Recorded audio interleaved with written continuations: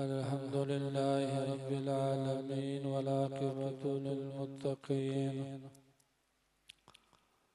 वस्सलातु वस्सलामु अला सय्यिदिल अंबिया'i वल मुरसलीन व अला आलिहि व अस्हाबिहि अजमईन। अम्मा बादु फ़क़द क़ाल अल्लाहु तबारक व तआला फ़िल क़ुरानिल मजीद बिस्मिल्लाहिर रहमानिर रहीम। अला बिज़िक्रिल्लाहि तत्मइन्नुल क़ुलूब। वक़ाल नबिय्यु सल्लल्लाहु तआला अलैहि वसल्लम लिकुल्लि शैइन सिक़ालतुन वसिक़ालतुल क़ुलूबि ज़िक्रुल्लाहि व तिलावतुल क़ुरआन। वक़ाल नबिय्यु सल्लल्लाहु अलैहि वसल्लम इन्नल फ़िजसद मुज़ग़तुन इज़ा सलहत सलहल जसदु कुल्लुहु व इज़ा फ़सदत फ़सदल जसदु कुल्लुहु औ कमा क़ाल नबिय्यु सल्लल्लाहु अलैहि वसल्लम इन्नल्लाह व मलाइकतहु युसल्लूना अलन नबी या अय्युहल्लज़ीना आमनू सल्लु अलैहि व सल्लिमू तस्लीमा। अल्लाहुम्मा सल्लि अला सय्यिदिना व मौलाना मुहम्मद व अला आलि सय्यिदिना व मौलाना मुहम्मद व बारिक व सल्लिम सलातन व सलामन अलैका या रसूलल्लाह सल्लल्लाहु तआला अलैहि वसल्लम। मुअज़्ज़ज़ और मोहतरम हाज़िरीन महफ़िल और स्टेज पर तशरीफ़ फरमा उलमाए अहले सुन्नत, आप हज़रात ने इशा के बाद से लेकर के अब तक हमारे उलमाए अहले सुन्नत के बेहतरीन खिताबात को भी समाअत की और शोराए इस्लाम ने नात मनक़बत से भी आप हज़रात को मुस्तफ़ीद फरमा दिया है। आप और हम रबीउल आरास के पहले इजलास में पहले महफिल में हाजिर है और अगर जिंदगी बरकरार रही और अल्लाह ने चाहा तो इंशाअल्लाह कल दिन में भी इजलास होगा, महफिल होगी और कल शाम को जो इस रबीउल आरास का सबसे अहम इजलास हो कल इंशाअल्लाह अज़ीज़ कल इशा के बाद मुनक़िद होगी और उसमें अपने नजर सोचिए यहाँ के दारुल उलूम के मुदर्रिसीन ने अराकीन ने आपके ताउन से जो मेहनत की है और हमारे बच्चों ने जो घर छोड़ करके वालिदैन को छोड़ करके मेहनत करके चटाई पर बैठ करके मेहनत करे कुरान हकीम को याद कर लिया और दर्जाए फजीलत में जिन्होंने कामयाबी हासिल उनकी दस्तार बंदी भी आप हज़रात मुलाहिज़ा फरमाएंगे इंशाअल्लाह। आप हज़रात ने दूर दराज से आकर के घर को छोड़ करके पैसा को खर्च करके आराम को छोड़ करके रबीउल आरास में शिरकत आप हज़रात ने अपने अक़ीदत और मोहब्बत का इजहार करते हुए आप हज़रात शरीक हुई है। अल्लाह सबकी अक़ीदत और मोहब्बत को अपने बारगाह में कबूल फरमाए। अल्लाह जल्ल शान अपने फज़ल और करम से जितने भी हज़रात दूर दराज से आए हुए या यहाँ के मुकामी हज़रात जिन्हों जो अक़ीदत और मोहब्बत से रबीउल आरास के महफिलों में शिरकत करते हैं अल्लाह तमाम हजरात को अपने खानकाए आलिया समरकंदी के मशाइख के फयूज़ व बरकत सबको माला माल फरमाए। लेकिन याद रखिए यहाँ आने का मकसद क्या है और क्या होना है। हम लोग आरास मुनक्किद करते हैं, आरास को मुनक्किद करके मतलब ये नहीं कि खाने का इंतजाम हो गया, पिंडाल का इंतजाम हो गया और चिरागा का इंतजाम हो गया, नहीं।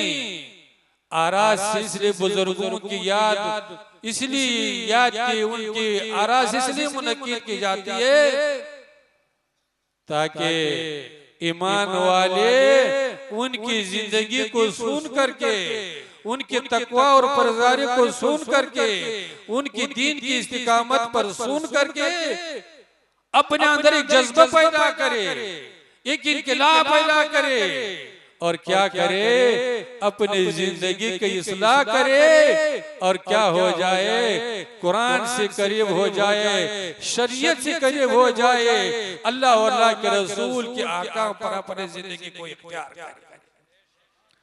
इसलिए आरास को मुनक्किद की जा रही है। लेकिन अफसोस से कहना पड़ता है, हम देखते हैं कि बहुत जज्बे से तो आते हैं, घर भी छोड़ के आते हैं, पैसा भी खर्च करके आते हैं, लेकिन यहाँ आने के बाद कोई वहां सोया हुआ है, कोई वहां आराम कर रहा है, कोई मार्केट में गुलगुला चाय पी रहा है, नाश्ता कर रहा है। और ऐसे महफिल में कुरान और हदीस की बातों को, उलमाए किराम की बातों को ऐसे महफिल में आने के लिए तैयार है। ऐसी महफिलों से मिलेगा क्या? अल्लाह की नेक वलियों की बारगाह से मिलेगा क्या?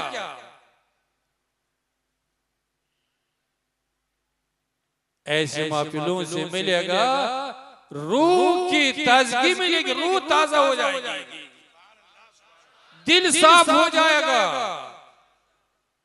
गुनाह माफ हो जाएगी, नेकी में इजाफा होगा।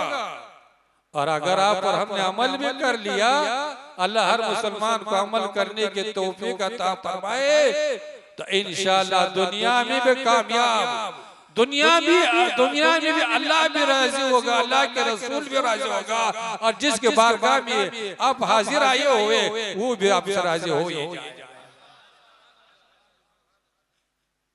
इसलिए मुसलमानों, पैसा भी खर्च कर रहे हो, घर भी छोड़े हुए, आराम भी छोड़े हुए, लेकिन जो हम लोगों को जो कुछ करना चाहिए उसको हम लोग करने के लिए तैयार हैं।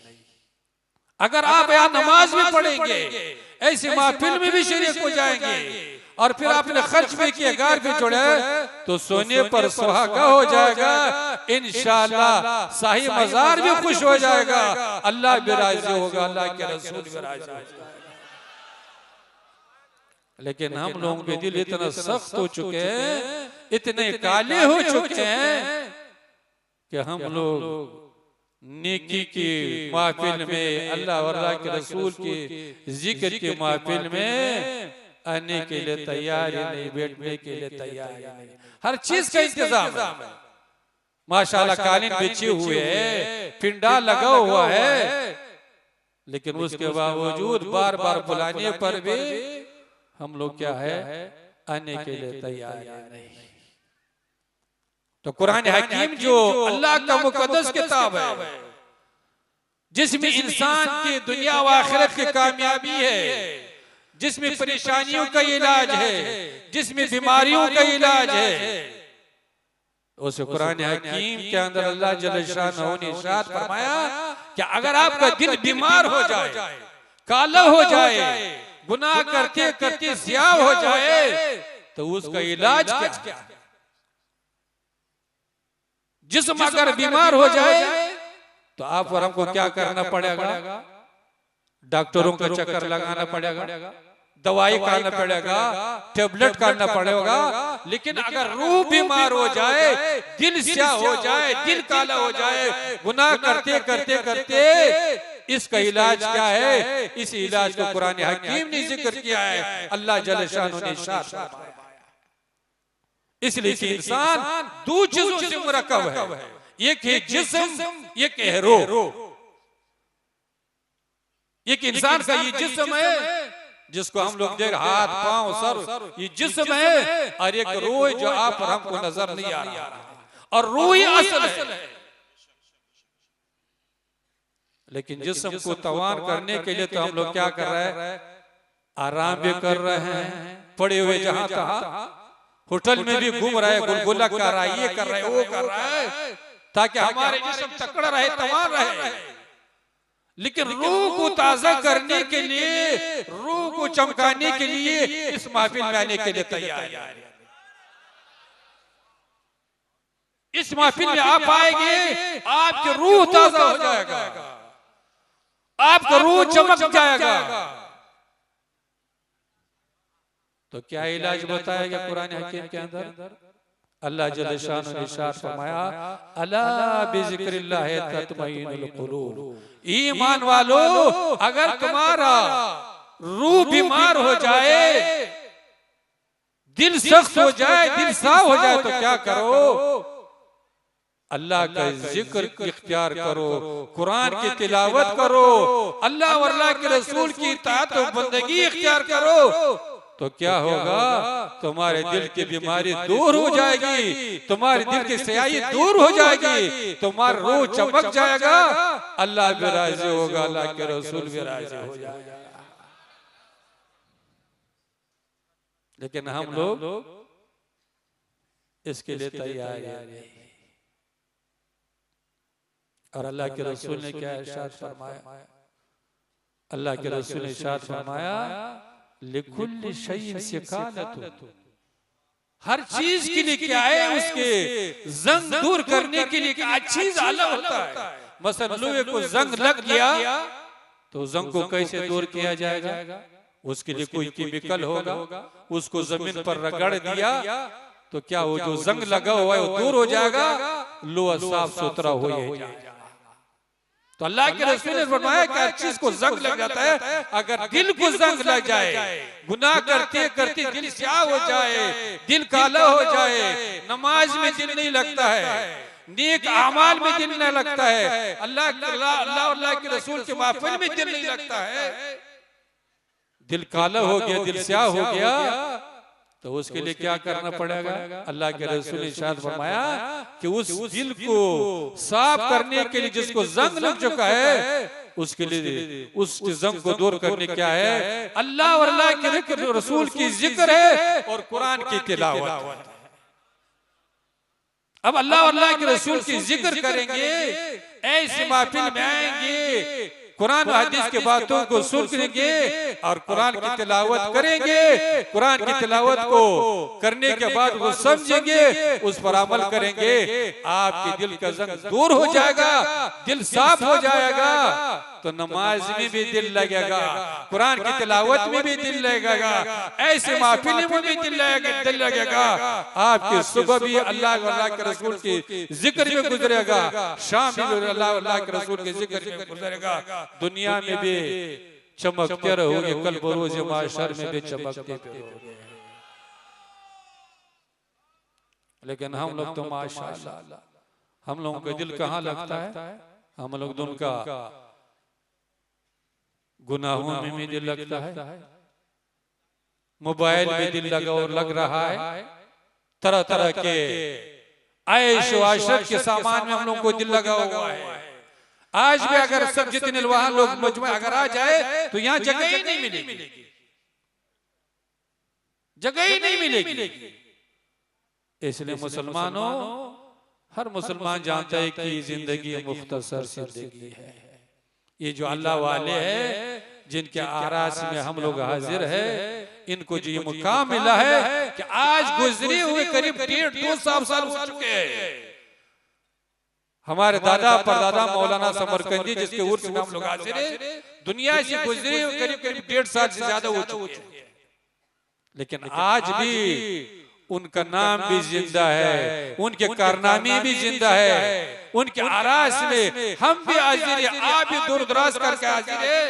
क्यों? इसलिए कि उसने क्या कर लिया, अपनी जिंदगी को अल्लाह और अल्लाह के रसूल की इताअत और बंदगी में, जिक्र और आज़कार में, शरीयत में, हुजूर की सीरत के मुताबिक दीन की खिदमत में बसर किया। अल्लाह जल्ल शान ने उसका जिक्र आज भी जिंदा है, कल भी जिंदा रहेगा, इंशाअल्लाह रोज़ माशर तक जिंदा है। इसलिए तो अल्लाह जल्ल शान ने इरशाद फरमाया फज़कुरूनी अज़कुरकुम। इसका एक माना ये किया गया है कि अल्लाह जल्ल शान इरशाद भाई कि ईमान वालों तुम मेरे जिक्र करो। एक माना मुबश्शिरीन ने ये भी किया है कि अल्लाह फरमाता है कि तुम मेरे जिक्र करो, मैं तुम्हारे जिक्र को बाकी रखूंगा। दुनिया में तुम मेरे जिक्र करोगे, तुम्हारे जिक्र दुनिया में भी बाकी रहेगा, और जब दुनिया से रुखसत हो जाएगी तब ये तुम्हारे जिक्र बाकी रहेगा। आज अल्लाह वालों का जिक्र जब तक हयात है तब ये लोग क्या करते हैं, उनकी कदमबूसी करते हैं, उनकी खिदमत में हाजिर होते हैं। ख्वाजा गरीब नवाज दुनिया से गुजरे हुए 600 साल हो चुके हैं कम हो बेश, लेकिन आज भी उनका जिक्र बाकी है, कल भी बाकी रहेगा और इंशाअल्लाह क़यामत तक बाकी रहेगा। तो आप और हमको क्या करना चाहिए? हम लोग रबीउल आरास में आए हुए हैं और बुजुर्गों के मज़ारात पर हाजिरी दे रहे हैं। सिर्फ हाजिरी काफी नहीं, सिर्फ अगरबत्ती मोमबत्ती जलाना काफी नहीं, सिर्फ चादर पोशी काफी नहीं, बल्कि क्या करना होगा, उनकी जिंदगी को समझना होगा, उनकी तकवा और परहेज़गारी को समझना होगा। तो फिर क्या करना पड़ेगा, आप और हमको भी उसी रास्ते पर चलना होगा।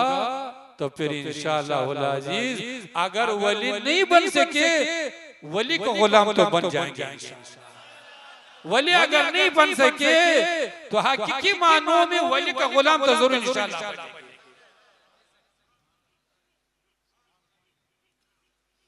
और अल्लाह के रसूल ने इरशाद फरमाया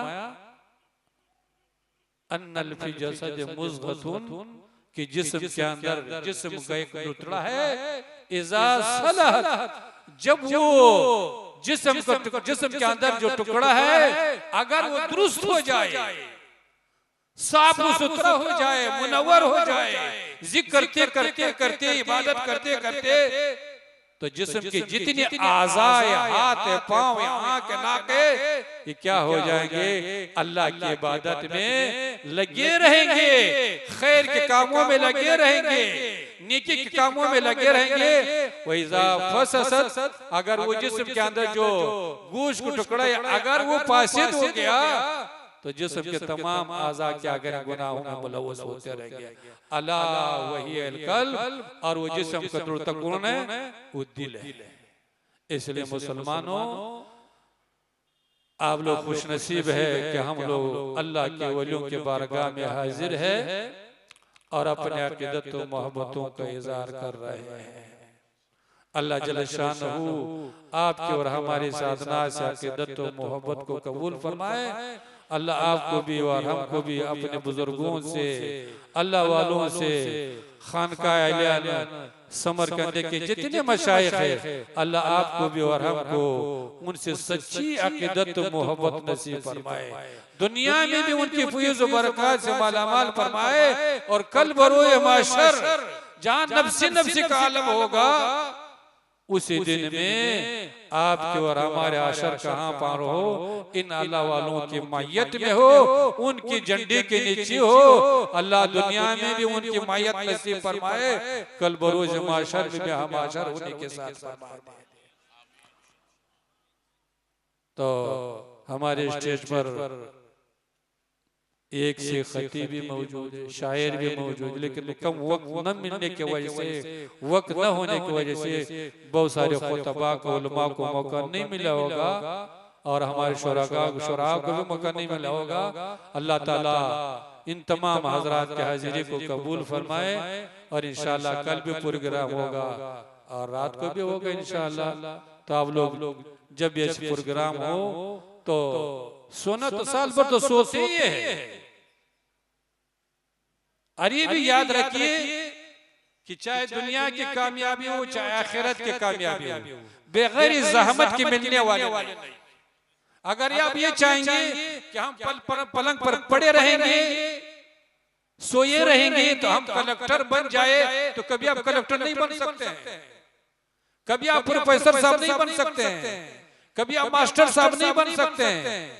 उसके लिए क्या करना होगा? मेहनत करना पड़ेगा, दिन रात मेहनत करके इम्तिहान पास करना होगा, 15-16 साल मेहनत करना होगा, तब जा आप मास्टर साहब बन सकते हैं, वकील साहब बन सकते हैं। जब ये दुनिया की एक मामूली रुतबे के लिए इतना मेहनत करना पड़ रहा है, अगर आप और हम दुनिया आखिरत की कामयाबी चाहते हो तो क्या पलंग पर पड़े पड़े मिल जाएगा?